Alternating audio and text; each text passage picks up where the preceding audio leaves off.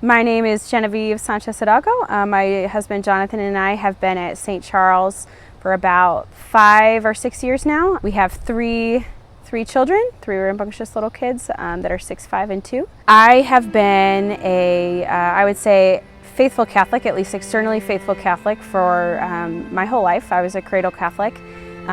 Raised in a good Catholic home, and I went to Catholic school. As a child, I had started to develop a prayer life by the grace of God and from my parents' good example and their influence, to the point where I think in middle school it made a big difference in my life. I think I was developing a personal relationship with Jesus. I wouldn't have been able to articulate that at that point, but looking back, that's what was happening. However, moving into high school, that started to take the back seat. Not that Jesus was no longer important to me at all, but I think sports and friends and grades all started to become more central to my life, and so my relationship with Jesus suffered because of that. And that continued for the most part into my early part of college.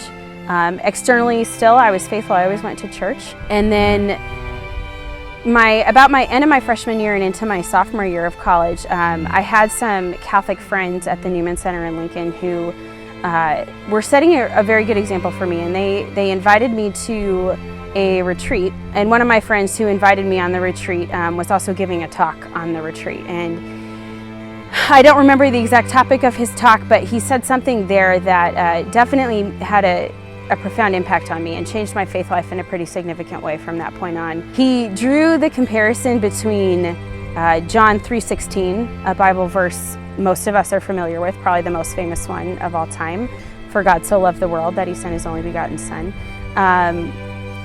But he compared that to Revelation 3:16, a verse I was definitely not familiar with. And in that verse, Jesus says, "For you are neither hot or cold, and I will spit the lukewarm out of my mouth." And I remember thinking during that talk, it hit me like a ton of bricks. I was like, lukewarm, that's what I've been in my faith for several years now.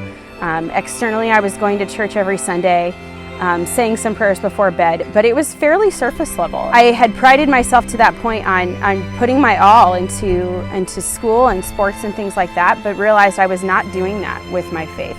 And it was really a call to me to seek something higher. And I started learning a lot more about my faith at that point. As an adult, really diving in on my own to understand the faith, and to learn how to pray as an adult and to develop that relationship with Jesus. And that process eventually led me to discern becoming a Focus missionary. I ended up meeting my husband through Focus, and we spent several years with that organization, and that will always be a big part of our lives. I can say though that my battle with lukewarmness, although I wish I could say it's over and done, that war's been won, I think that's still an ongoing struggle at times, to take my faith not just seriously, but to really make it the center of my life. And I can say that being at St. Charles has made a huge difference for me, in that I've been able to make friends in being part of the community, to be surrounded by people who, like my friend did in college, call me to a greater level of holiness. Not only in the example they set, but in the call to accountability, the ways in which you can live out your faith as a wife and a mother, which is something that in this new phase of life has been a challenge. I've been a part of a couple different women's groups at St. Charles and going on things like the women's retreat, where I've met these women who set that good example for me and, like I said, call me to something higher. And that has really made a huge difference in my life in the last couple years, and I've been continually working on that daily prayer life and growing closer to the heart of Jesus and really knowing and trusting in him in a deeper and more profound way. And I will forever be grateful to the St. Charles community for that.